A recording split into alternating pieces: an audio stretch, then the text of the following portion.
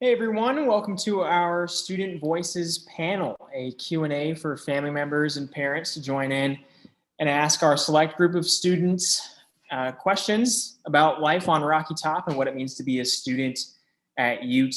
So throughout the duration of the panel, you'll be able to text UTK Family 400. Text that to 37607 and you can ask questions. We'll get them live to be able to address to the students. So you can ask questions individually for one student, maybe depending on their involvement, or you can ask a general question and we'll spread it around to each student for them to give insight. So I'd like to welcome our three panelists, Veronica Webb, Carmen Danley, and Evan Mays, as they join us on the Q&A as we'll get started in a few minutes. So welcome y'all.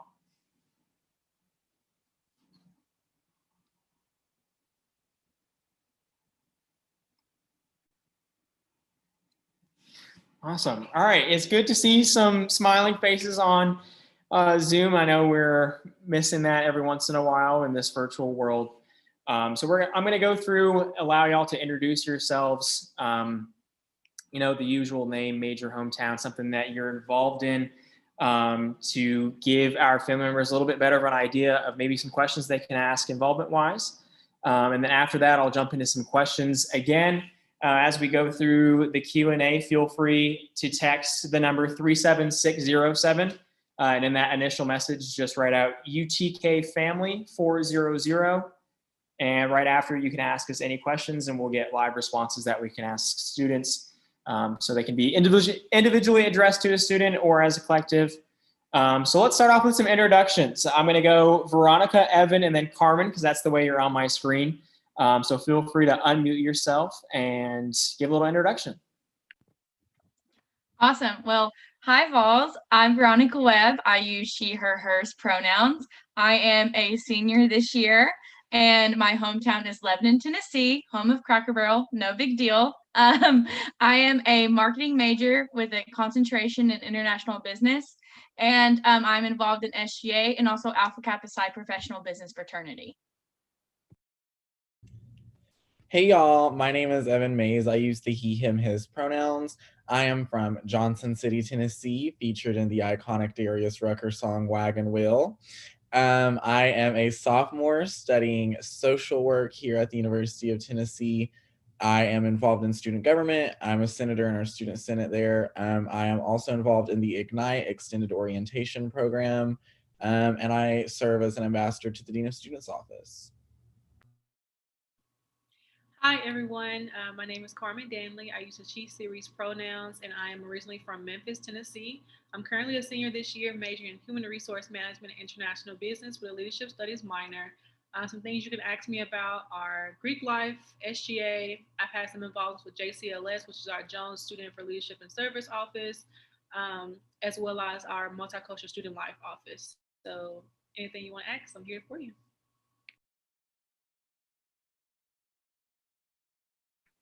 Awesome. Thanks so much, y'all.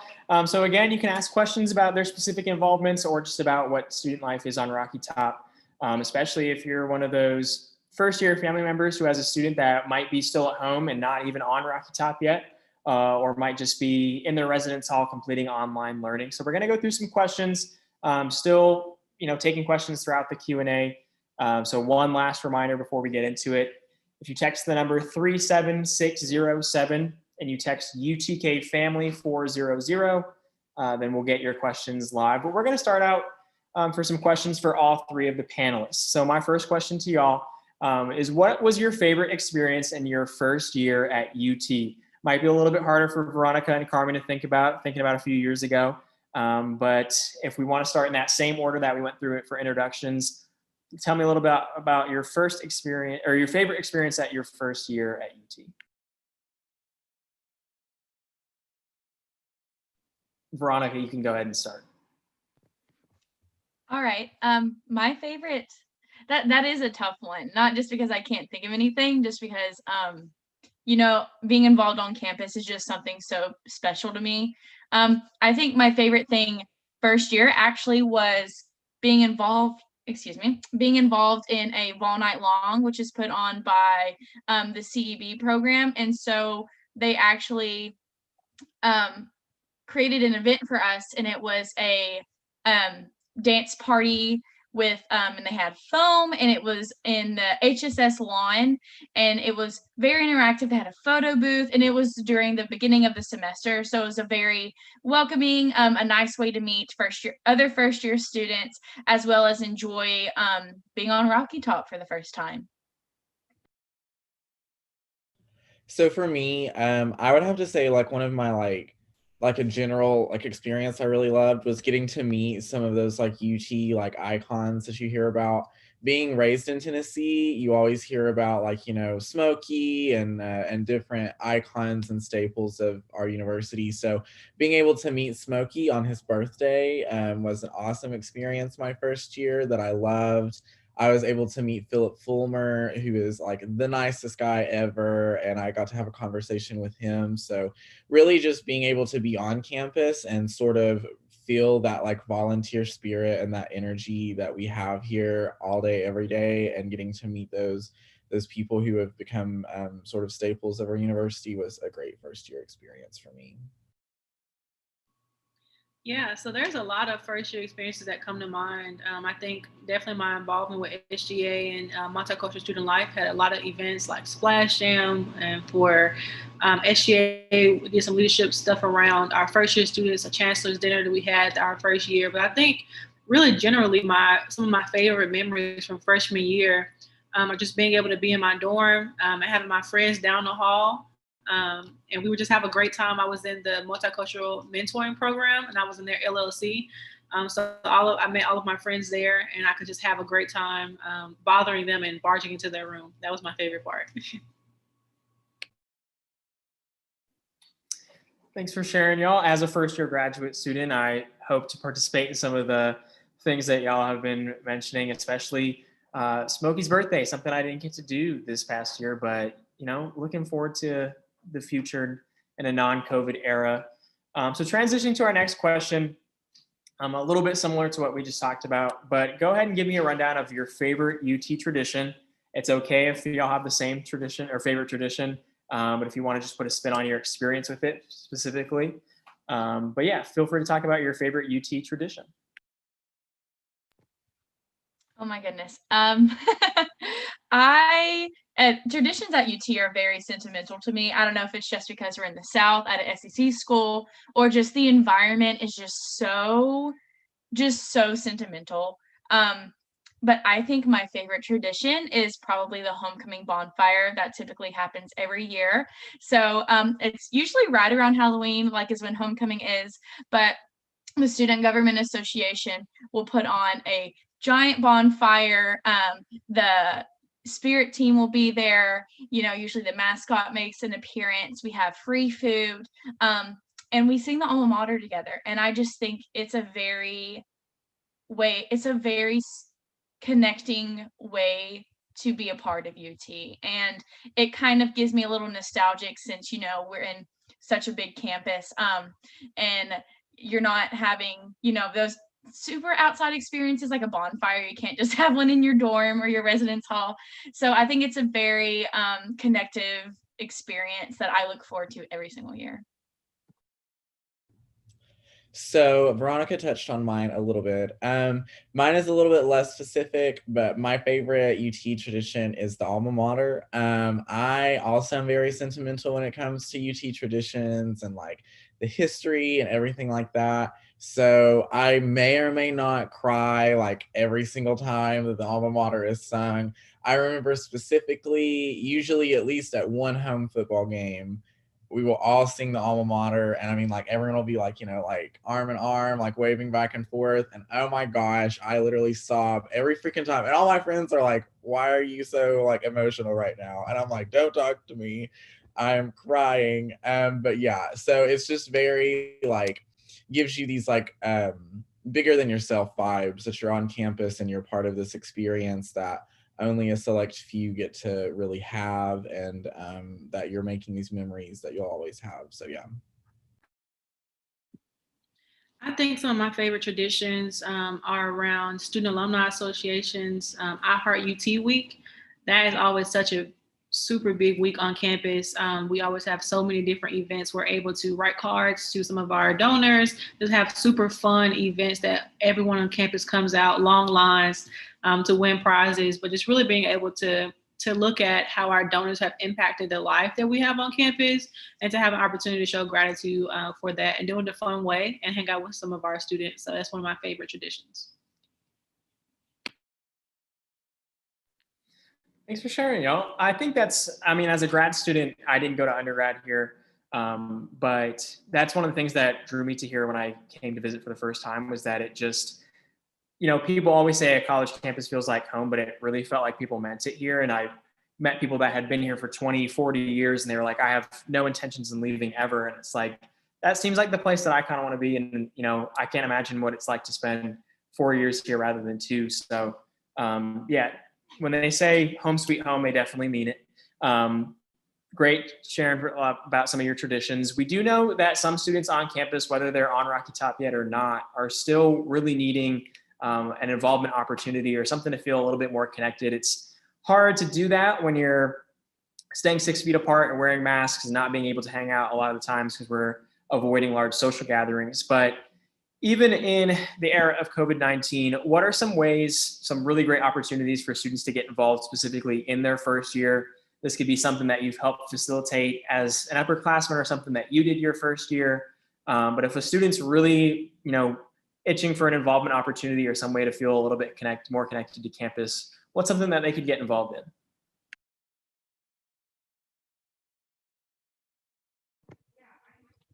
That's such a it's such a broad question, but I think so for individuals who may be in residence halls, I can definitely empathize with that because I know Carmen can also speak on this too, but we have been living in residence halls all throughout our time at UT. So we can relate to the feelings of maybe a sense of restriction or following specific safety guidelines.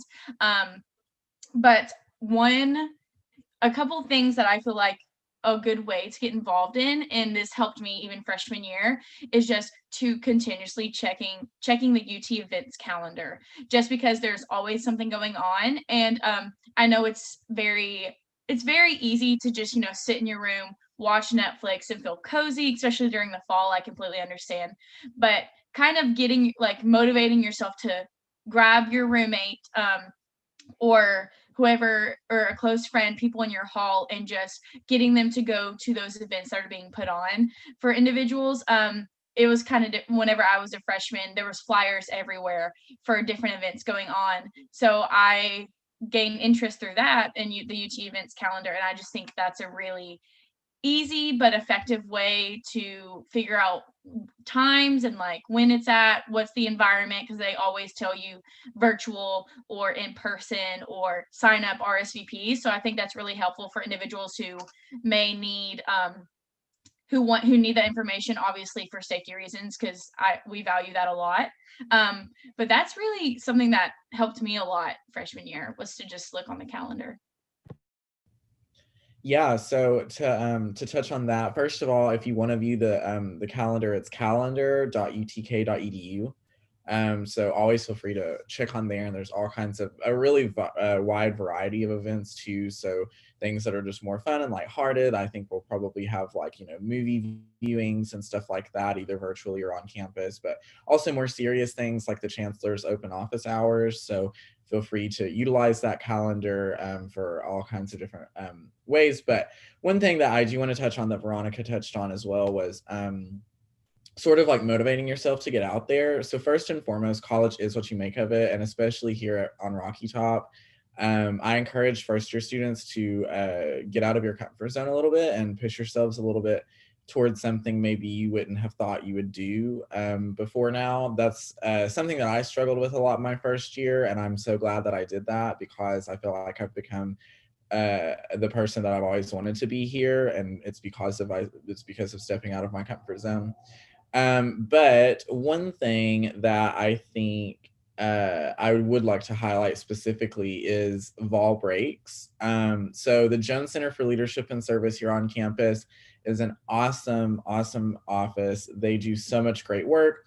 They are the centralized office for all community service opportunities and leadership programs. They, for years now, have hosted the Vol Breaks program, which traditionally on fall breaks and spring breaks and some during winter breaks and summer breaks, they will host these programs where students get to pick a topic that they're interested in, whether it's climate justice, racial justice, gender equality, socioeconomic inequality, different topics they may be interested in. And then they will travel across the country and go to different areas that are being impacted by that issue and really get to have an immersed service opportunity. So obviously with COVID-19 impacting us the way that it has on campus this year, those opportunities look a little bit different, but the JCLS has put in so much work and is being so creative in ways to do that. So they're offering weekend immersions. Some of those weekend immersions are virtual and some are socially distanced in person.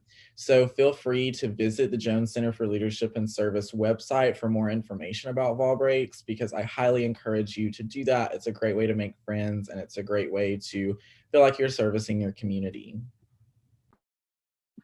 Yes, I want to echo everything that has been said. I know for me, every year in the beginning of the school year, there is a student engagement fair. So it's opportunities from all over campus that you can get involved with, and they'll come out and they'll do their spiel about their organization, and you can learn more about it. So that's a great time. Usually the Multicultural Student Life also hosts like a welcome back celebration that you can get involved with. But most of their organizations also go to the student engagement fair as well. But there's an opportunity to get plugged in with MSL. Additionally, if you all are interested in Greek life, I know with Panhellenic and IFC, they have their Rush Week. But for NPAC, the National Panhellenic Council, and the MGC, they also have Meet the Greeks, where you can learn all about Greek life from a different lens. So definitely check out those. But I think everything that was mentioned was great. Get involved.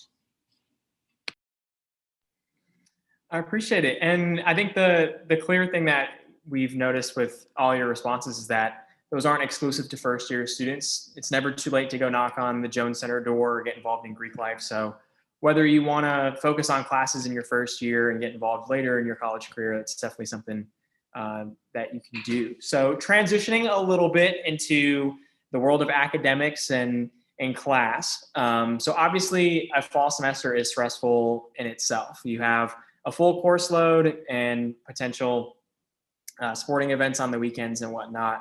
And while the semester looks different than any of our previous semesters, stress and self-care are still things that we're valuing and trying to take care of ourselves and view as important. So what are some ways that each of you are managing your stress, taking care of yourself, getting out of the virtual classroom for a little bit, maybe logging off Zoom?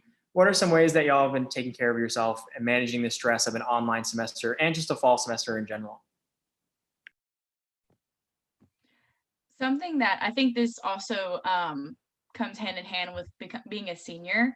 So I'm like, this is my last year doing everything safely that I haven't been able to do or been wanting to do that I've been kind of procrastinating on. But so actually in Knoxville, within a 5-mile radius, there is a park in every 5-mile radius. So that is something really interesting.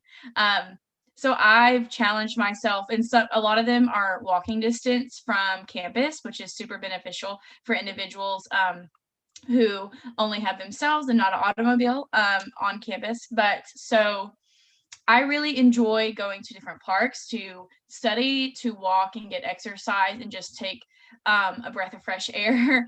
And so that's something I really enjoy doing. And then also as well, since I'm privileged enough to, in my residence hall, to have a common area in the middle, like a living room, I definitely separate my work time at my desk with my in the living room time where I go to take a break versus relaxing time in like on my bed. I don't do everything in one place. And I think setting those personal boundaries for yourself really is helpful for your mind to understand, hey, this is relaxation time, this is work time, this is just leisure time. So that is something that I've definitely been able to do. And then as far as self-care, just taking time for myself, I'm trying to, since we are in front of a screen so often, I try to take as much time as I can to be off my phone, especially now because I get pretty overwhelmed looking at technology all day. So I've been starting to read, not saying I just read all the time, but starting to read, journal, color, as silly as it sounds, painting, all of those resources have helped me a lot.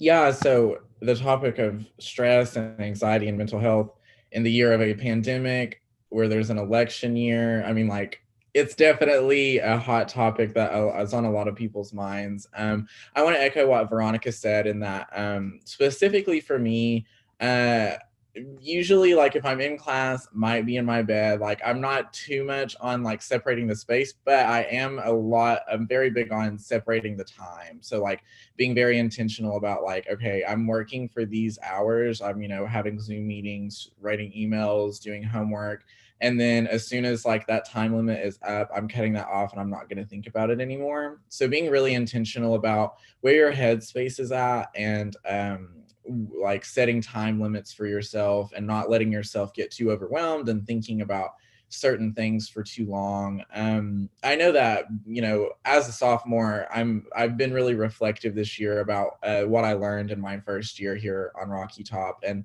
one word that continuously stuck out to me was intentionality, and putting intention behind your actions and your words and your thoughts.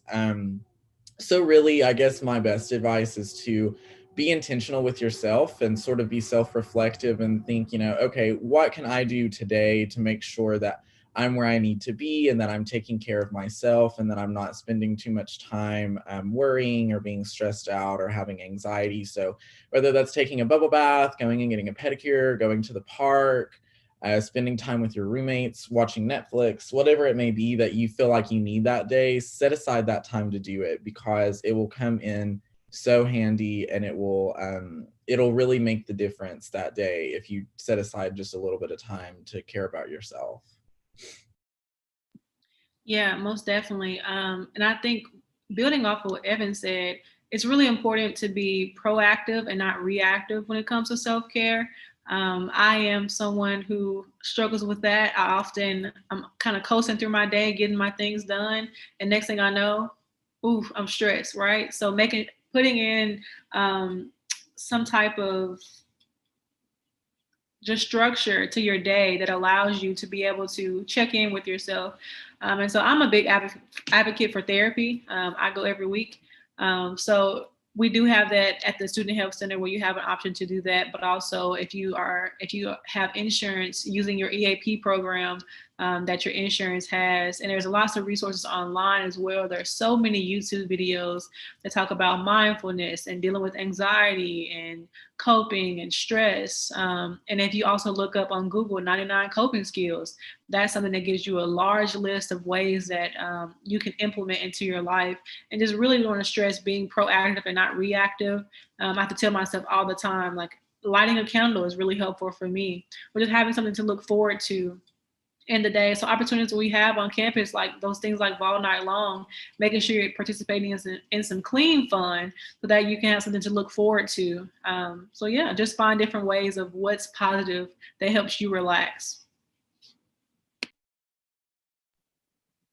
Awesome. I know personally that if I don't structure out my day and block it out by time, I'm not going to be productive at all. And especially in this online learning world, or even online or virtual work, it's very easy to be like, I have chores at home to do. Let me focus on this. And, I'm home all day. I can do work later. But even if it's just getting a planner, physical or virtual on Outlook or something, like calendar notifications keep me going.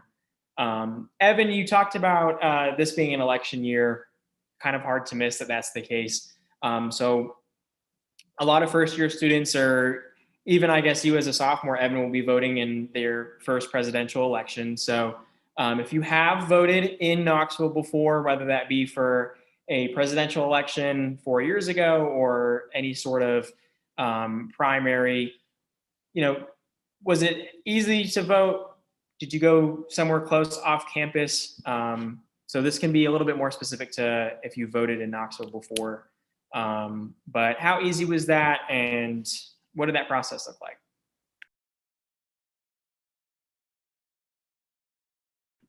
I can go. I have voted in Knoxville before.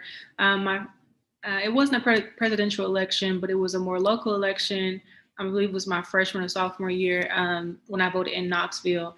And so it was an easy process. I went downtown. I don't remember the name of the building. However, for this year on campus, we do have the Howard Baker Center will be available for students. And I believe that we have 4 days secured for early voting. So please make sure you go out and vote early. Vols Vote Coalition has been doing a lot of work to make sure that information is out there for students to know. But Howard Baker Center, right across from Canes, is a great place for you all to go vote. And there will be a lot of information out online in the coming weeks about locations all over Knoxville. If you're not able to go to Howard Baker Center, information regarding where you live and locations that we have in Knoxville, and also transportation, because I believe the trolley and the buses are free on those days to go vote. So you do have ample opportunity to get involved and go vote. I would also like to jump in really quick. I haven't actually ever voted in Knoxville before, but I know that it is kind of a confusing process, especially whenever you are, from, like, for instance, I'm from Johnson City, but I'm living in Knoxville and I'm going to school here, but my parents are there.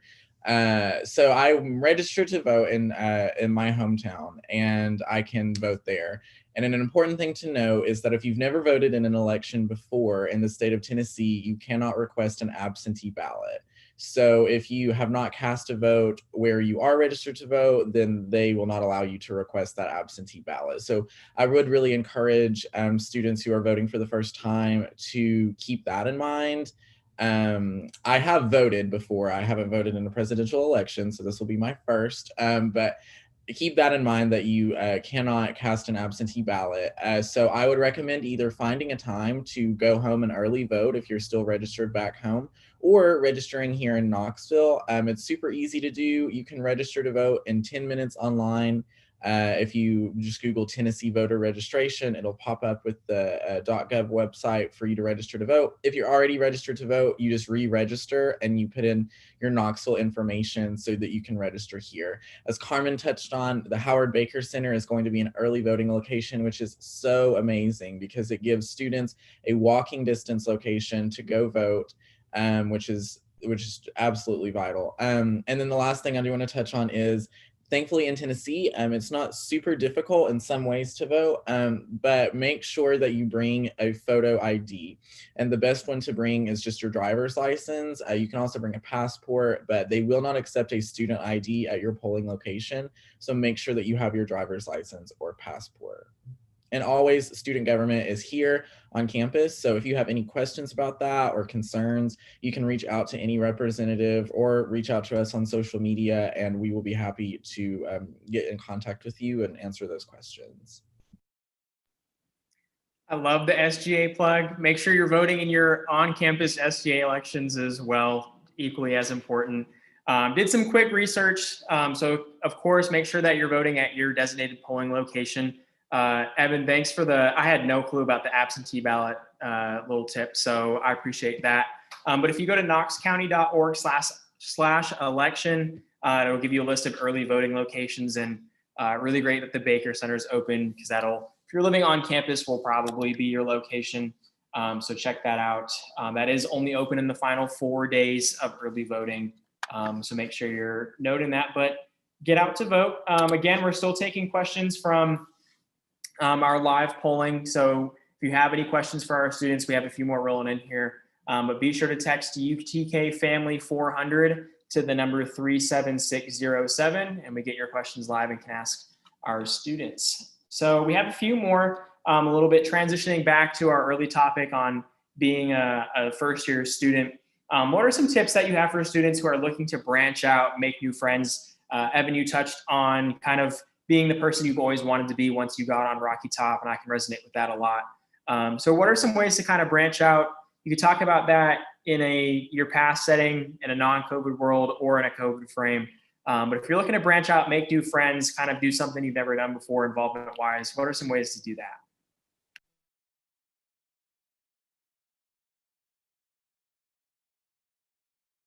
Okay, I can go.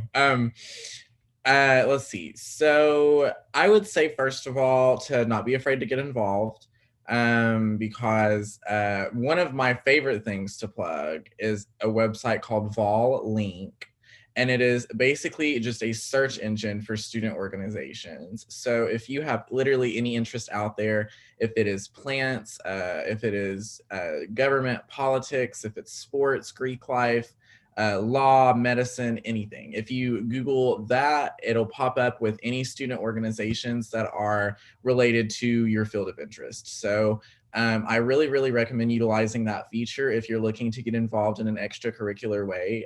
It's so easy to find something that you're interested in. It'll have the information of the student leaders of that organization and how to get in contact with them. And that's really just a tip for in a COVID world and out of a COVID world, because that resource will be available throughout the COVID and hopefully after COVID. So I definitely recommend utilizing that feature to get involved in a student org. That's really a great way to make friends. I got involved in student government my freshman year. I loved it. I was involved in the first year, what's now called the First Year Leadership Council, which was an awesome experience. I met so many friends. I got involved with Ignite. Ignite was such a great experience. So really, yeah, that would be my main tip, is to utilize the Volley feature and really get involved in a student org. Yeah, I think something that's really important to think about is a lot of times the issue is not our lack of knowledge about what's going on. It's us being scared to actually go out and do those things. So I want to say that for myself, when I first got involved with organizations, a lot of my friends didn't want to do the same things as I want to do. I want to do SGA, and they didn't want to do SGA. They didn't want to do much to get involved. And so it was a lot of times I had to go out on my own and just say, hey, they're having this event or they're having this interest meeting. Let me go. And it's okay to go somewhere by yourself. That's how you make new friends. And like, don't feel pressure, or don't feel persuaded by other people if they don't want to get involved, or if you don't have anybody to get involved with, don't feel bad about it. I think UT is a great place where we welcome people, welcome everybody, and we want them to get involved. So just make sure that you actually do the first step and just show up. And leading off of what Carmen said, I think she said that so well. I can't tell you the amount of times where I've just showed up to something by myself. I'm like, okay. My roommate freshman year, she was a part of Panhellenic Greek life, and I was not. And so freshman year, I really gained interest in, so I was focusing more on, okay, so I'm a business major. There's a lot of us. Our classes are huge, like 300 people. I've had 800 people classes. So it's really hard. It can be difficult and challenging to gain that sense of community when you have such large classes. So one thing that I wanted to make sure is to join an organization that specifically circled around my major or my college. And there are a lot of different resources and organizations within each college, which I think is an amazing resource for individuals to utilize. And so for me, I joined Alpha Kappa Psi Professional Business Fraternity, and now my 800 person classes that I had last semester felt like 20, because I had individuals who were in the business college, and I could immediately go sit with them. Kind of the whole like, who do you sit with at lunch scenario. It definitely created a welcoming environment, and we can, work on studying together. I can ask for tips about classes they've taken that I haven't, and things like that. And I think that's been a really good resource to me academically, but as well as creating some of my lifelong best friends. Thanks so much for sharing your experiences. I definitely, can echo a lot of what was just said. And to Veronica's point, even in those large classes, don't be afraid to branch out. Everybody's in that same boat. Everybody feels like I can't talk to anybody in this class, and that we're just going to talk in a discussion post on Canvas. But I'm sure that person that's 6 feet apart in class is probably dying for a connection as well. So try to make some connections in the classroom. And then, like Veronica said, make those classrooms feel a little bit smaller. And I think a good rule of thumb is to always find something that's involved in your major or your college. And then maybe outside of that too, build your resume a little bit, find some people with different interests and that are going into different fields. So I really appreciate the feedback.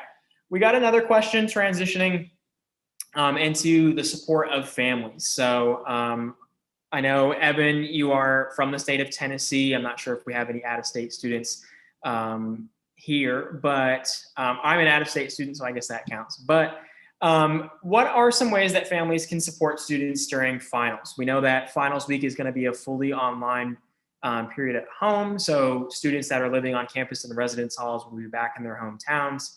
If you're off-campus commuter student in a off-campus apartment or something like that, you might have the chance to stay in there. But regardless of the family supporting a student that's still in Knoxville or back at home, what are some ways that family members can support you during finals week? Is it something that your family's done for you in the past, sent a care package, something like that? And feel free to just give me a little reaction if you have a response to this one. Yeah, most definitely. I think first, if your students are at home, asking parents to please be patient with us. I know my parents, when I'm home, I am the errand runner. I am the go-to for everything. So be patient with your students. They have a lot of stress on them to perform well, and I'm sure you want them to perform well. So try to go easy on them. As well as affirmation. I think that it's really important for parents to affirm their students to know that you've come this far. You probably have done well in your classes. And we have always encountered so many milestones in life that we typically always overcome. So just remind them of those things that they have done well and just try to give them some words of encouragement, make their time as peaceful as possible. Just continue to encourage them.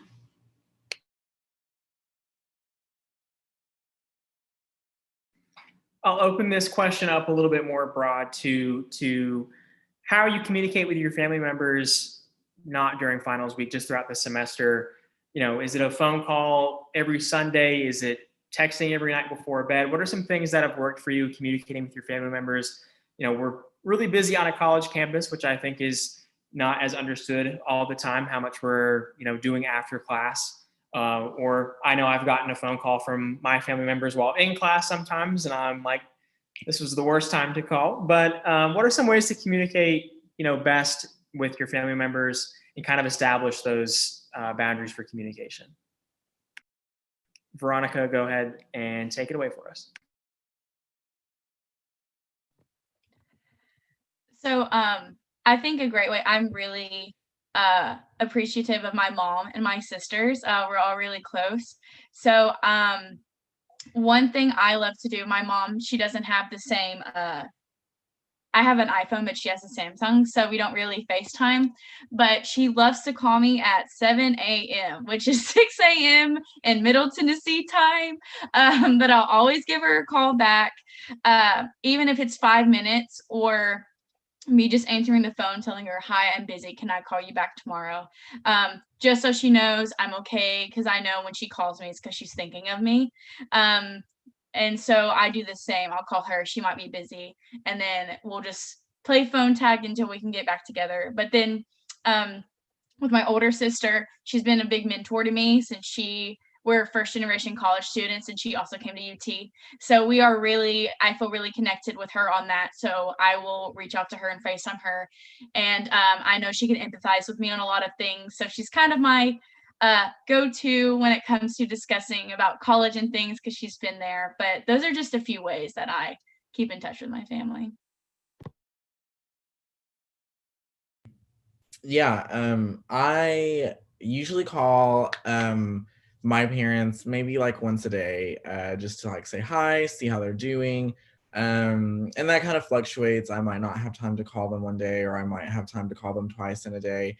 But one thing that my mom has always made a big focal point is like I call her and she tries to like not call me necessarily, just because of that, you know, like I might be in class or I might be in like some kind of meeting or busy or something like that. So that's always been something that I found really helpful, was that she kind of puts the ball in my court and I call her when I can, or my dad or my brother. In terms of supporting us specifically during finals week, excuse me, I know that I live in an apartment off campus, so I'll be able to take my finals here. So again, just sort of that understanding of like, you know, I have a lot going on, so I'll make that effort to communicate when I can, but that it's not necessarily expected. So to, you know, want to hear from me, but not to expect too much of me, considering I'll be taking finals in, you know, 4 different classes. And for those of you who will be at home for your finals, I would say just, I think what Carmen said, have patience. I know that I am also the errand runner. I share that title with you, Carmen. It's always, you know, hey Evan, can you run to the store or go grab us something to eat? Whenever I'm home. And so I think having that patience and that understanding of, you know, we have a lot going on, and we're doing the best that we can. So to take that time to breathe and really just to offer your support in any way to your student, and, you know, say that you're there for them, and let them kind of be the one to decide how we want that support reciprocated. So. Yeah, I think adding to just a general communication with your students, dynamics do change when you're in college. When you're at home, when you are in high school and you're at home, you see your family every day, and you may have family dinners together, or that child may be in their room for most of the time. You know, it's always different. So we get to campus, we're around a lot more people. There's a lot more things to take in. So sometimes I just want to just be made and watch Netflix, right? And it doesn't mean that I have to tell my parents sometimes, I'm not ignoring you. I'm not ignoring your call. My phone is on do not disturb. I was watching Netflix, you know? So as a parent, just try not to take anything to heart. And if you do feel that you're disconnected from your child, just, you know, let them know that, because we're not plotting. We're not plotting against you. We don't hate you. We're just watching Netflix, most likely, or hanging out with our friends. So just remember that. I think that's a great point, because I know my family's felt like that sometimes. And I mean, there's even times where I have felt a little disconnected from my own family because they haven't reached out to me sometimes. So I think that just shows that it is truly a reciprocal relationship, and just, you know, establishing what that looks like on a week-to-week, day-to-day basis, and that it can change. So I appreciate that point of view, Carmen. Heading back to the classroom viewpoint, can you talk about a time in which you've ever been struggling in a class? Might be this semester and trying to deal and adjust with online learning, but it might have been a semester in the past. What are some resources you used, whether that be on campus through tutoring or something, or what are some things that you did to help a time where you were struggling in the classroom, whether that be online learning or in person?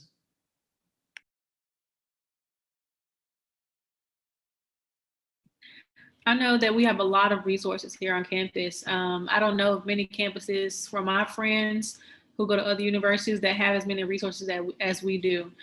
So, you know, so my first year classes was something I struggled the most with. And I think that our math, what is it called? The math tutor center.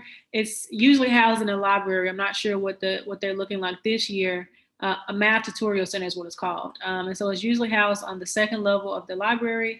And they also have a writing center over there. And there's also a writing center in HSS. And so a lot of times your professors in your first year classes, or maybe even some second year, will guide you to those resources. So all of your first year math courses, you can go into the math tutorial center. And I'm sure they have something on a virtual level now where you can get one-on-one help with your homework, one-on-one help with projects. That was my go-to. It was for my business class, my like introductory business, math classes, prerequisites, and also some STEM things when I was considering that. So definitely use that. Like I said, the writing center for all of your one-on-one English 101 and 100 level, 200 level, you can definitely use the Writing Tutorial Center, and they will help you so much. Also, Student Success, they have a lot of resources for you. So much. Go ahead and Google the UTK Student Success Center.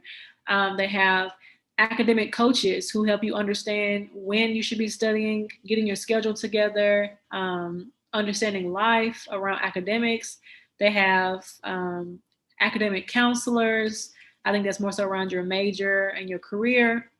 Also, they have tutors there, and also tutors within multicultural student life as well. So there's a plethora of resources, especially instructional SI. I forgot what it stands for. Supplemental instruction. So that's more so for your chemistry classes and biology classes. You can get some not one-on-one, like group lecture, extra lectures for that. So plenty of resources out there for you.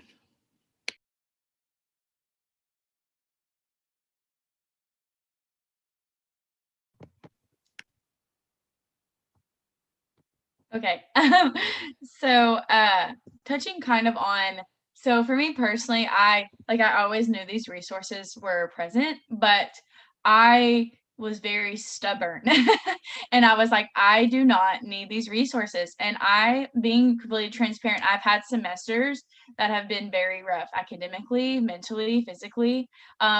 It's just, different changes in life in college, like it hits you at different times.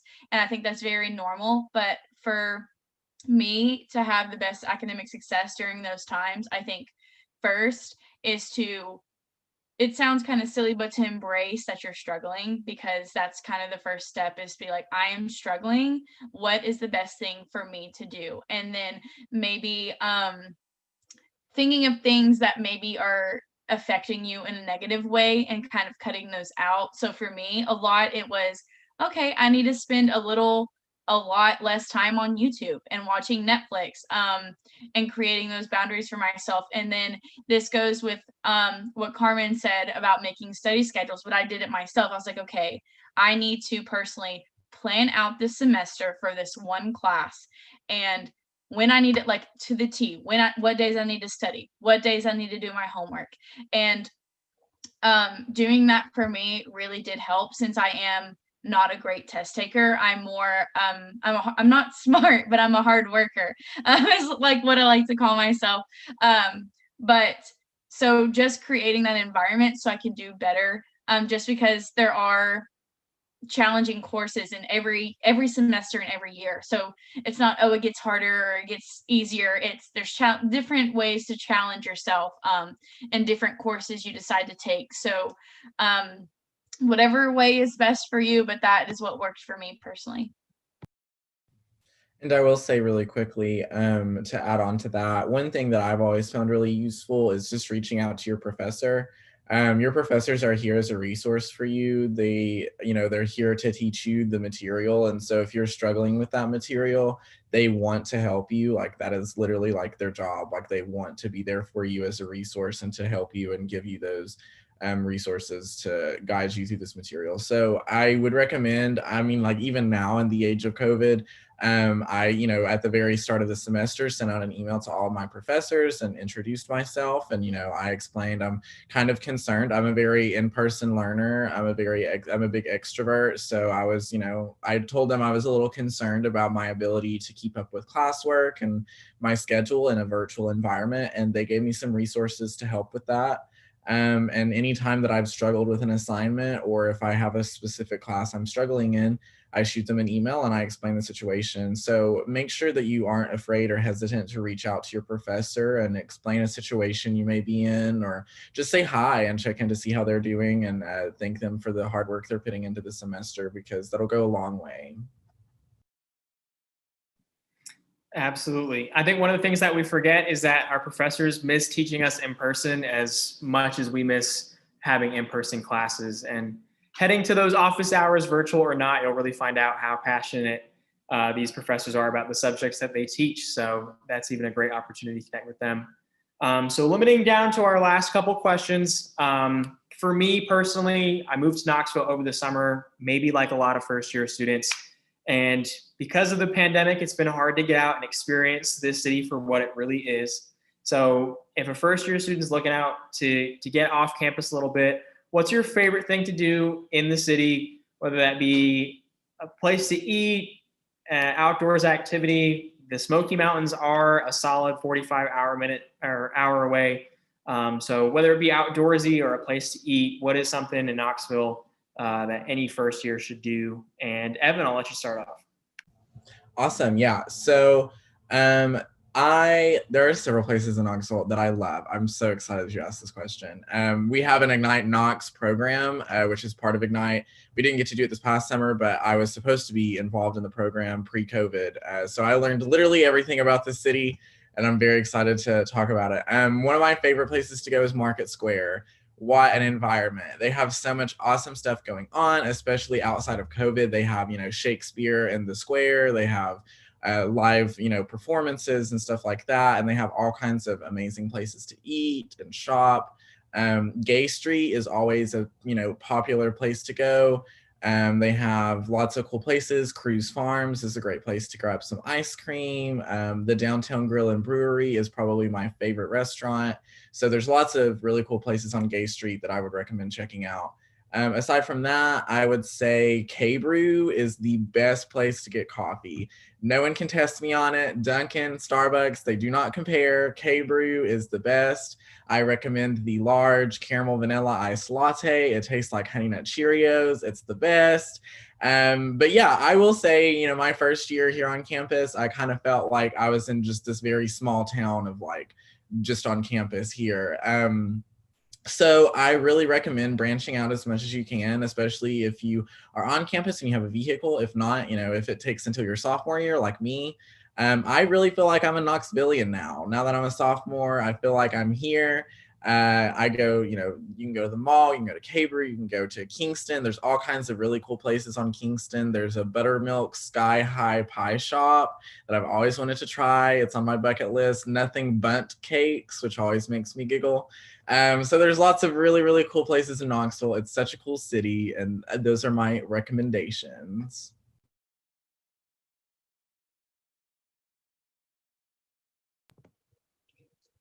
Also feeding into the Knoxville environment, I agree with Evan. Get out sooner rather than later. There's so many places in so limited time, I feel like, for me personally. Central Filling Station, I think, is a great option right now if individuals need to get off campus and want to go grab a bite to eat. So it's actually a food truck park located in Knoxville, and they cater to a lot of different dietary needs and restrictions. So I think and their food trucks always change. So that's something really cool to go to. And then so pre-COVID, I really enjoyed going to smaller shows and concerts. Smaller shows are pretty inexpensive, and they're kind of they're everywhere, close to campus, off campus. But I really enjoy the music scene, which is kind of like a little hidden gem in Knoxville. And we do typically have a lot of people come for concerts. So if that were to ever have a safe environment again, I definitely recommend to go to some of those. Yeah, I feel like we're only mentioning food places, but I'll definitely keep it going. There are actually a lot of good food places here. So some of my favorites for Southern cooking is Jackie's Dream. That's a really good place. And then there's Chandler's Deli. Some other places that are pretty good and authentic food. Yassine's Falafels. I go there too much. And there's this Indian place, Tandoor, is really good. There's another one that's right down the street from that. So there's a lot of places to get food, but we already talked about this earlier, but there's a lot of parks in Knoxville. I recently, in my senior year, finally got a hammock. So please go out. Chancellor Plowman has put these great stands out that make it easy for the girls who don't know how to hook it up to a tree. But I did hook it up to a tree though in HSS lawn. So I've completed my goal for my senior year is to be in the hammock. But definitely go out, get some fresh air. It's a beautiful place. Everything is beautiful. You can just see views, skies, everything is lovely. And get some food, grab a friend, social distance, wear your mask, and have a good time. And that actually reminded me very quickly. Another very authentic, amazing place to eat is Gus's world famous fried chicken. Oh, my Lord. This conversation is making me so hungry, but it is so good. It is amazing. They have such good food. It has just this very like homemade feel to it. It doesn't feel commercial. It feels like, you're going home and your like mom or your grandmother is cooking this food for you. It tastes incredible. How that chicken has a little extra like spice to it. The mac and cheese, amazing. They give you a reusable cup, environmentally friendly. What more can you ask for from a restaurant? Nothing. That's what I highly recommend. I am going back and watching this recording and taking notes, but and for someone who hasn't eaten lunch yet, that was a lot to sit through. But yeah, make sure when you are heading out, wear your mask, social distance, but definitely get out. What you said, Veronica, was a great point. Get out sooner rather than later. I spent 4 years in my college town, and there was still stuff that was on my list that I never got to do. So might as well get out and do it now while you can.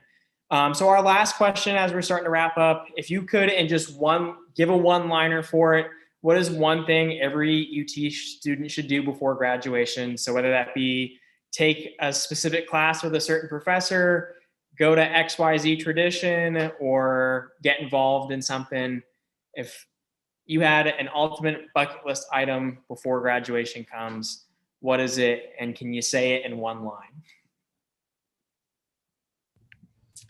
Mine would be to roast a marshmallow on top of the torchbearer. Roast a marshmallow on top of the torchbearer. I thankfully got to do that before my senior year. Somehow managed to do it. But yeah, roast a marshmallow on top of the torchbearer.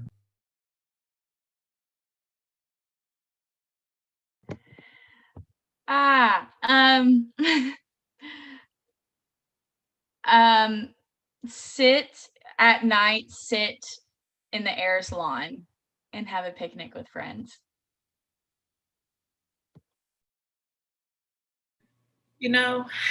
I've always thought I've always thought that I have not truly lived my best life here on this university. So honestly, I don't have an answer for you, but I don't know if they have already done it or they're planning to. But I believe the UT Traditions for SGA is coming up with a list of things to do before you graduate. So I will be referring to that list, and you all can as well. I don't want to leave Rocky Top without living my best life. So Awesome. Thanks so much for all your answers and participation, y'all. We are going to be wrapping up in just a second as we continue Fall Family Weekend. So if you could give a little virtual round of applause for our three panelists, Veronica, Evan, and Carmen, who are fantastic. So I appreciate y'all so much hopping on here and supporting our families and our parents to how they can give recommendations for their students. This recording will be posted later, so all of our family members can check it out after the fact. But looking ahead for the rest of Fall Family Weekend, we still have quite a day for you and quite a weekend. We have our second round of Kahoot trivia starting just about now, so if you want to hop off this call and hop on that one for a chance to win another prize. After that, we have Parents and Families for Student Success, which is trying to figure out the best ways to support your student academically throughout the semester. We have another final big Orange Friday Kahoot trivia at 4:30 with Evan again hosting. So look forward to seeing him again. And if you're participating in family night, we do have our Detroit style pizza family night. That is only if you registered ahead of time. So before yesterday.